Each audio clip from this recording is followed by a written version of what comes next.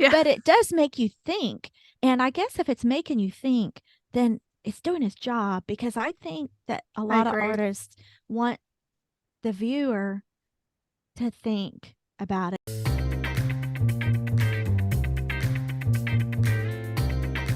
Welcome to Creative Type Podcast. You're listening to episode 9. Is abstract art real art? This is Dun, Lori dun, Rivera. dun. I'm Sorry. Lori Rivera. And I'm Jaime Haney, the And welcome. poorly timed sound effects. And we are your hosts for Creative Type Podcast.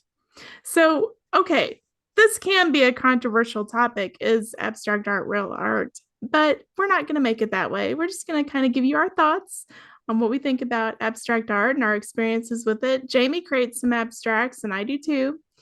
And so we're just going to kind of have a conversation about it.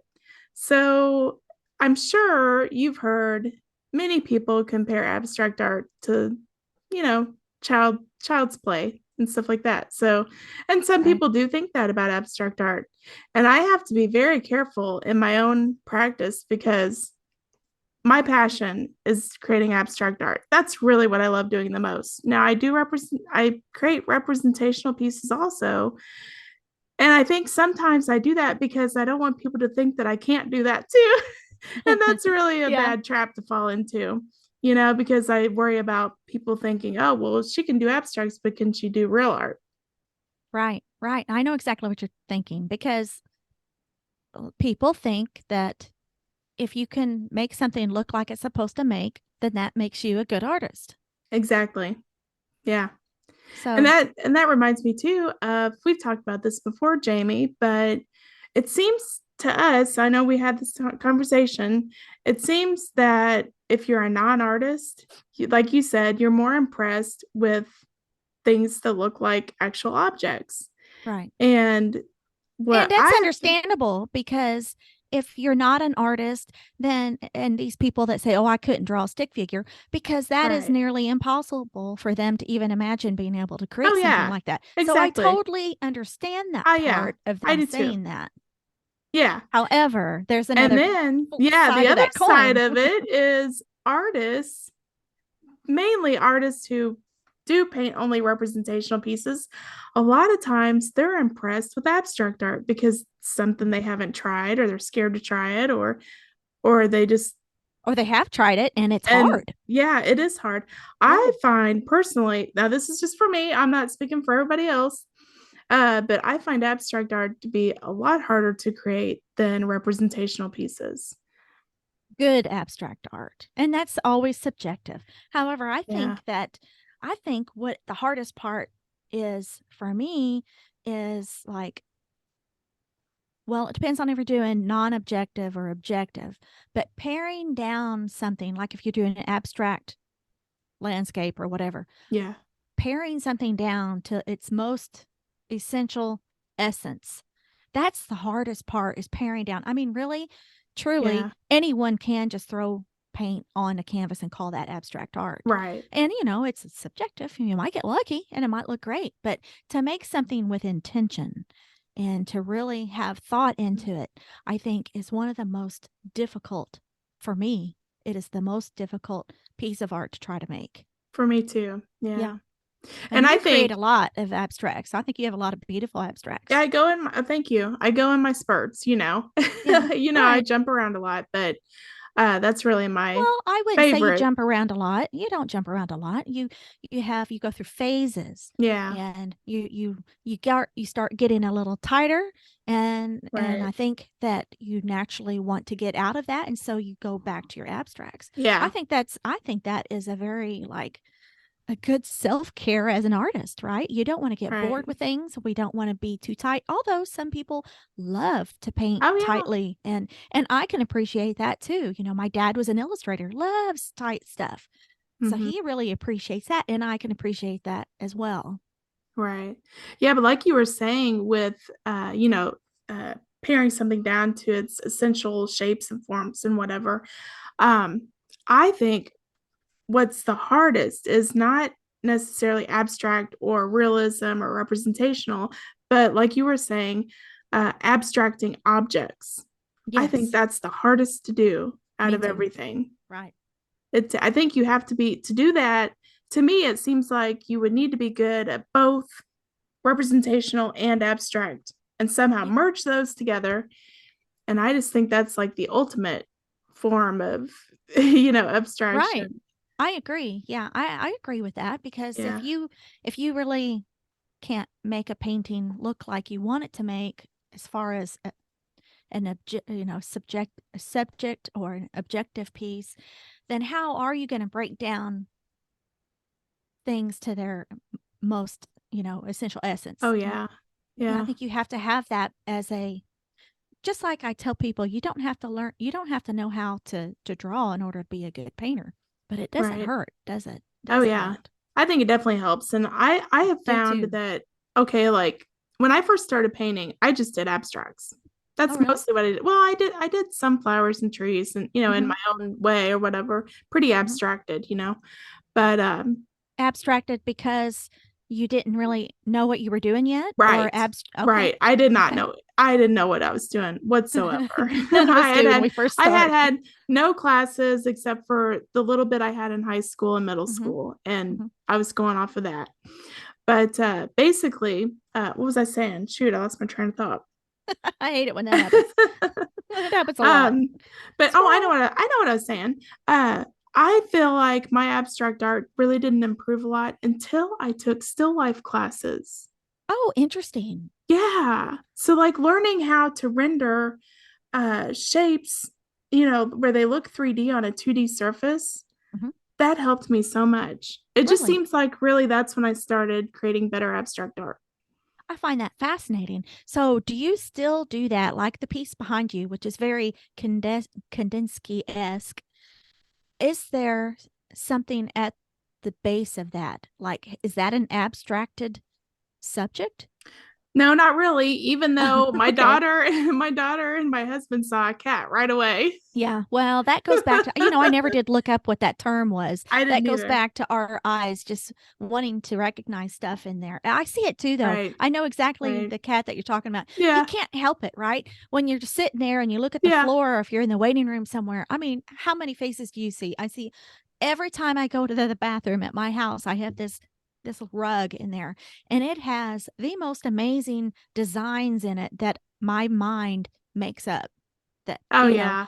the some of it is just like a little tiger print or a leopard print and flowers, and I see millions of paintings in there, and I always think, man, I need to bring a sketchbook to the bathroom with me because Yeah, these really. would make awesome paintings, and then I forgot about them. Poof, they're gone. Yeah. Yeah. But oh, that's so really interesting about how you got better at abstract painting by taking a still life class. I Oh think yeah. I really Yeah. think that's amazing. Yeah, those still life classes were just, it seems like that just really what propelled me forward with my art overall too, you Oh know? yeah. I've never Yeah. taken a still life class. Now I did still life during class. Like, I had a really good art teacher in high school, Uh-huh. and he set up still lifes for us. And then I took some summer classes in between. Really, it was kind of like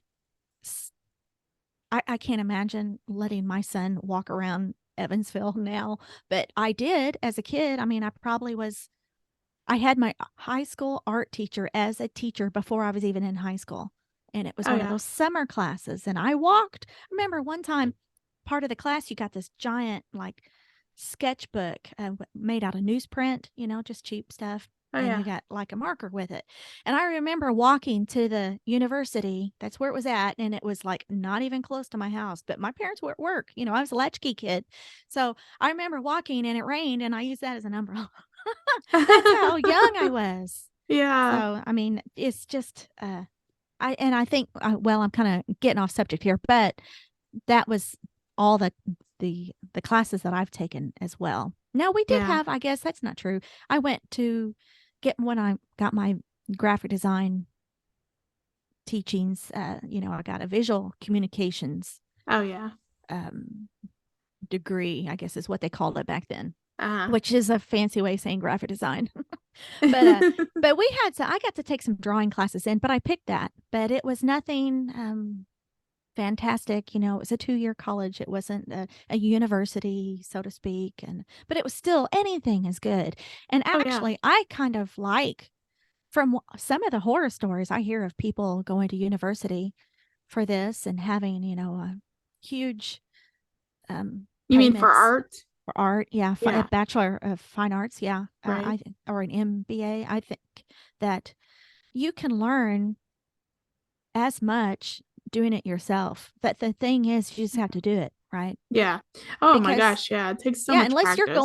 unless you're going to specialize, like if you're an intern for an artist, or Mhm. an is it an atelier, those like really teach you how to actually paint. But I hear so many Mhm. on podcasts, I don't know of many artists that say this in person, but on podcasts I hear them say, oh, you're given a space and you're given assignments in university, but you're never really taught how to paint. Like, they just Yeah. say, here you go. And it does seem like, yeah, really. And it does seem like when you're in art school, you learn mostly representational painting, right? Or drawing or Well, I don't whatever it know. is you're Maybe so. doing. Yeah. I think, I'm not sure. Yeah, I'm not sure because I didn't go to art school either. So, Yeah. Well, maybe it depends on the school. I'm sure it would depend yeah, on the school. So probably. I have a friend who is a teacher at SCAD in Savannah, or maybe he's in Louisville. I can't remember. Anyway, it doesn't matter. Mhm. But he's a fantastic artist, and I'm pretty sure that he teaches his students how, some really good, drawing skills or painting skills, Uh-huh. Yeah, because he has that skill. I mean, he's just tremendous. But right. okay, so well, here I've got a question. I'll go next. How do you respond to abstract art yourself? Yeah. That's a good question. With to me, abstract art really conveys feeling. Mhm. To me, that's like the biggest thing. It communicates feeling. If it makes you feel something, then to me, it's doing its purpose. I think as a female, I think that we're naturally drawn to feelings, aren't we? Hmm. Because it's the same way for me. Yeah. I wrote the very next line, says, for me, it's about feeling, Yeah. feel, feelings in art, and experimenting with my materials and thoughts, and trying to get my emotional response somehow out on canvas. I mean, it doesn't always Exactly. work, right? I have a lot of bad abstracts, Oh, but I do too. uh, I'm probably more bad than good. me I'm too. sure. I'm sure. Me too. Yeah. And it's like, sometimes I feel like I don't even know what I'm doing. So I feel like I that with every painting.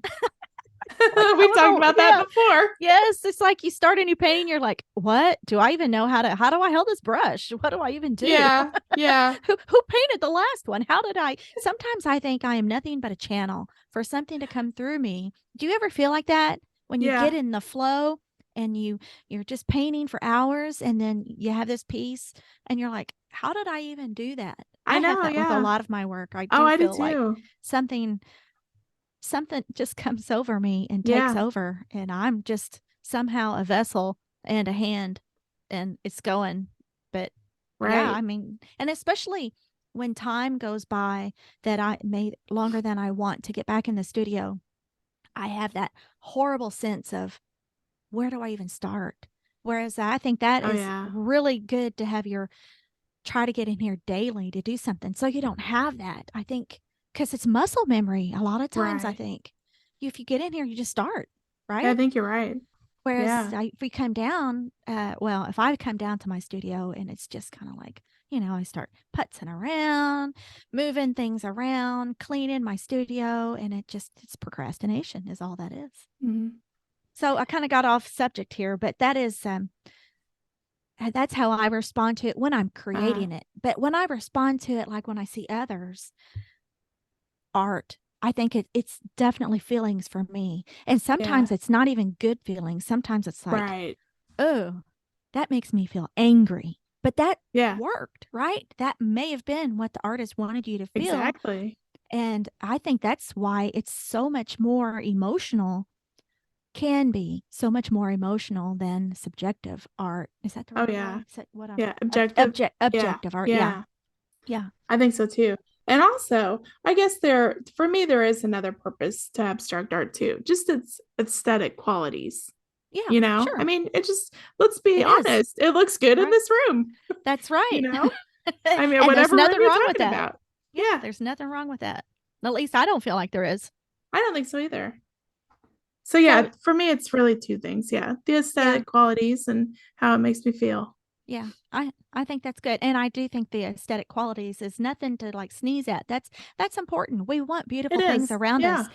And somewhere I'm sure that deep down, if there's a piece that you like, there's got to be probably a reason. And it's not just Hmm. because, oh, it looks great in this room. I think there probably is something deeper I that think so maybe you too. just haven't quite connected with yet, but it's maybe your subconscious did.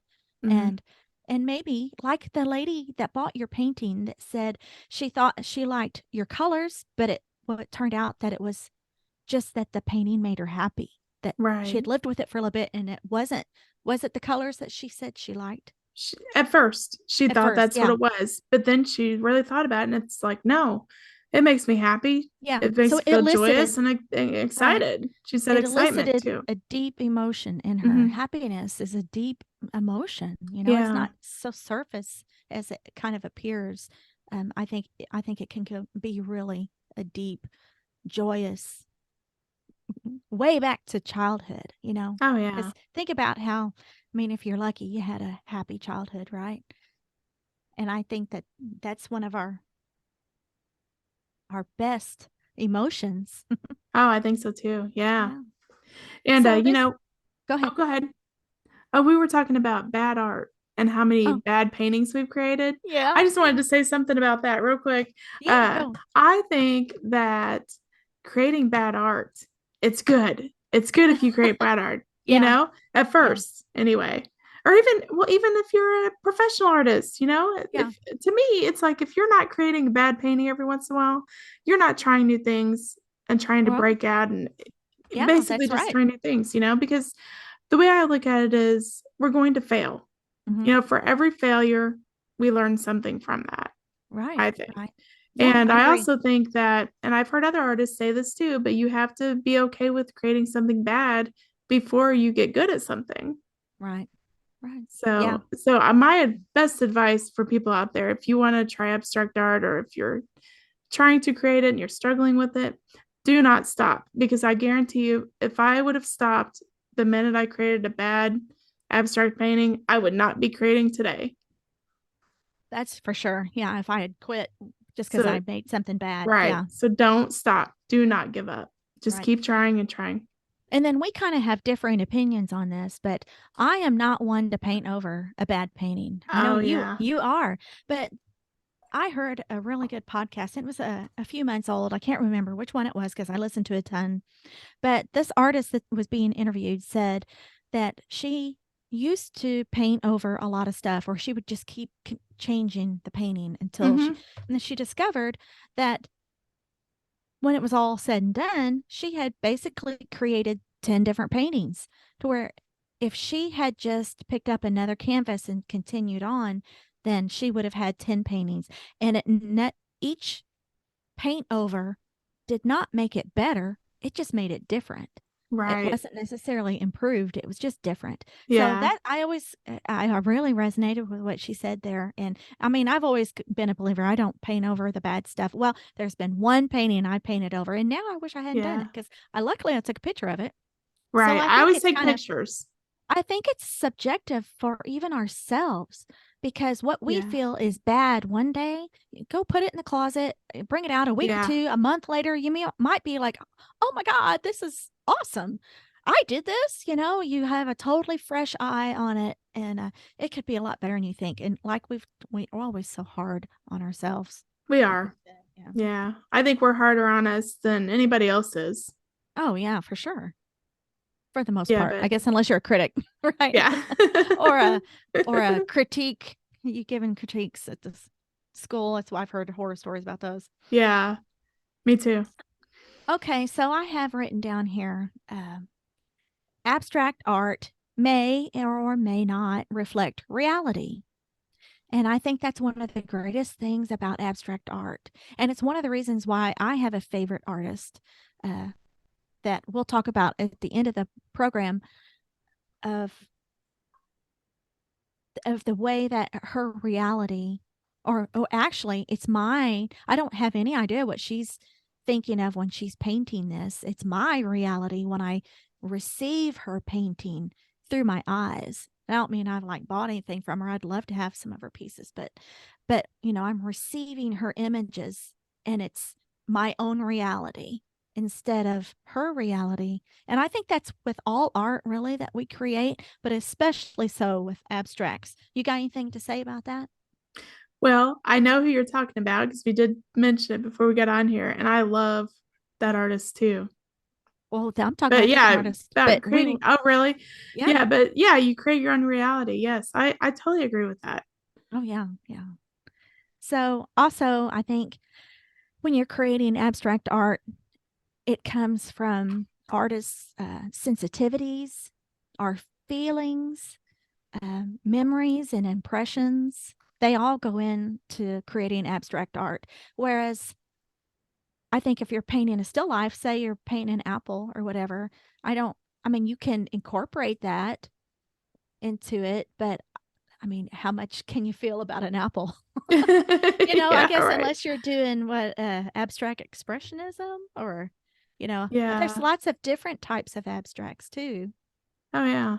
like post impressionism and abstract expressionism. Right. And abstracts really haven't even been around for, I mean, they haven't been around as long as I I thought they had. know they Like haven't. the is it Like the when 20th century? I Just think since so, 19th or yeah. 20th. Yeah, probably 20th. Yeah. Yeah, the 20th, because it was like 1907 or something like that is when the first abstract was, at least that we have record of. That we have, yeah, I was gonna say Yeah, something about that too, that we right. have record of. Yeah. And You don't know really, how many abstract artists might have been out there before, right. Oh you yeah, know. because the history books are so, you know, limited on just a very few fraction Yeah, there of might the be actual artists. yeah.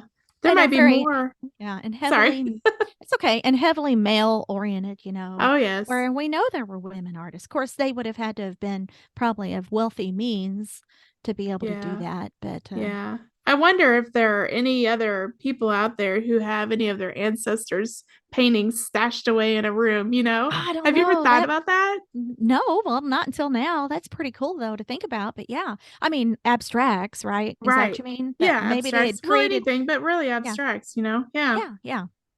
I have some of my great grandfather's work. He was an abstract artist, but it's really cool to have that. Just it was done so long Yeah. ago. My great grandfather, and I think it's pretty That cool. is very I cool. have I him have some of hanging. my dad's paintings. Oh yeah, He that's does right. it's crazy because like my dad is so good at painting, Hmm. but he doesn't enjoy it.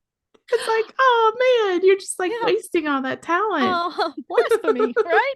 I know. Yeah. Oh, all right. Well, what else have you got there? Well, let's see. I think that about covers. Can so I have a question for you. Okay. Do you think abstract art can be too simple?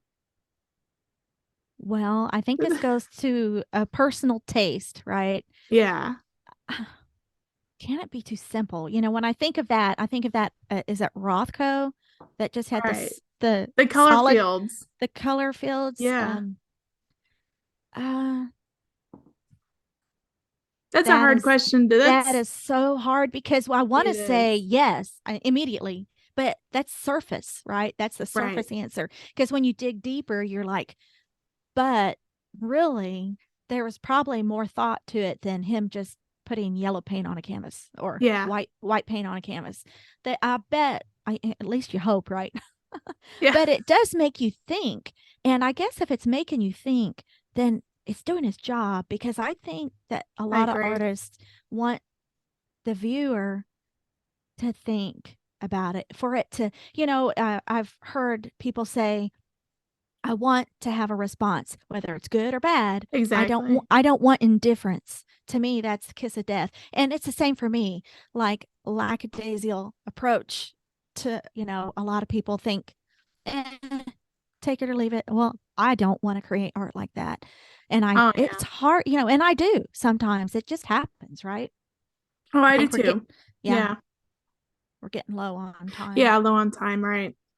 Well, so maybe we can end this with, do you Well, have a wait a favorite? minute. What? Wait a minute. You need to answer that question too. Yeah. About the artist, our Yeah. favorite? Yeah, do you want No, me to go no, no, first? no. Oh, what? The one that Oh, do I question you think just asked me. abstract can be too simple? Yes. That's a really hard one to answer, like you said. Oh, yeah. Put me on I the mean, I spot think there. I think in a sense, like if you're talking about can my kid do that? I mean, yes, there are some abstract paintings out there that if it's just a square or if it's just sure, anybody can do that. But like you Mhm. were saying, if it makes you think, then it did its job. So I agree Right. with you. Yeah. Yeah. Yeah. Okay. So, Lori, I'm going to ask you for two painters. I want to ask you who your favorite abstract painter is that is non living. So, like, perhaps it's a modern or a modern master, not a modern master, be a dead master, right? Yeah. You know what I mean? and then I, Right. and then I want you to give me who is your current favorite Okay. living artist, abstract artist. Yeah. Okay. Well, non-living, I guess my favorite abstract artist would be Kandinsky. And living artist, my probably my favorite is an artist out of, I think she's out of New Jersey. And I don't know if I'm pronouncing her last name correctly. So I'm sorry if I get it wrong, but Dorothy Ganek or Okay. Ganek. Okay, but you can't just answer like that. You have to say why. Why was Kandinsky your favorite? Right, right.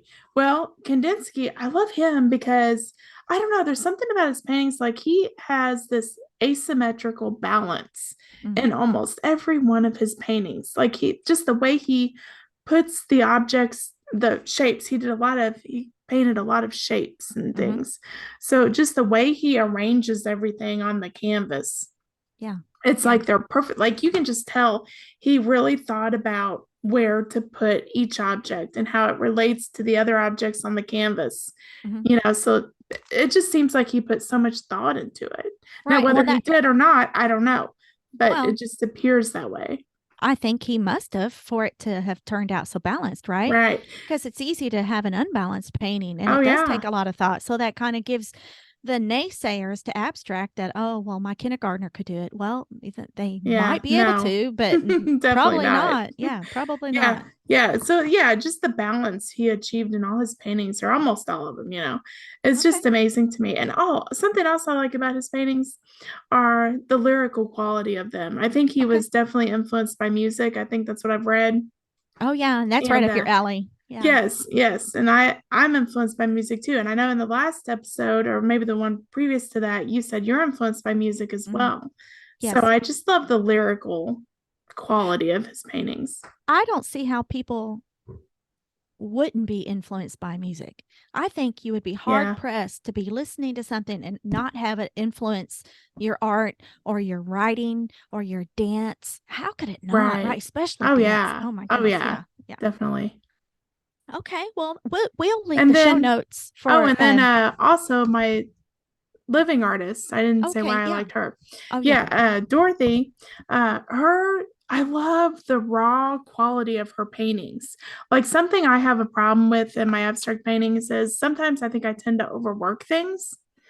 And hers are just so like she just like arrived at her point she wanted to get to, and it's just so beautifully arranged. Her paintings are just gorgeous, and they make me feel something too, though.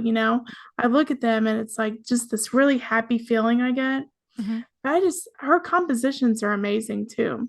Well, and you think that she arrived at that and then stopped and quickly and everything's Right. perfect. But I'll bet, Oh, like most of us know, nothing comes out. If you're lucky enough to have something come out like that, that's beautiful, that you had like no yeah. effort, it is definitely divine inspiration, right? Yeah, but she Uh, makes it look effortless. yeah. And that's a Yeah. sign of a really, really good artist to Like make it it look, just like yeah, just yeah. perfectly, Well, I'll have to arranged. look her up. I've not heard of her. So that sounds really interesting. And I've noticed a what's the word I'm looking for?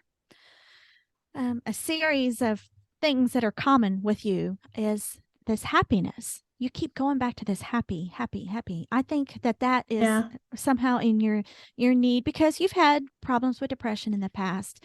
Yeah. And I think that's great. That do anything in your power to keep yourself as happy as you can be, right? Right. With everything that just shows you that happiness infiltrates your life, and you infuse it in your life. Oh yeah. And I And think especially, oh, go ahead. no, I that's pretty much all I Yeah. want to say. That And I you think infuse it. especially with art, I think that art has the ability to transform your mood, so Oh, like for I think it's sure. really beneficial, like especially if you struggle with depression or anything like that, even if you don't. I think Right. it's just important to surround yourself with things you love, things you find Yes. beautiful, things that make you happy. I just Well, think that's really important.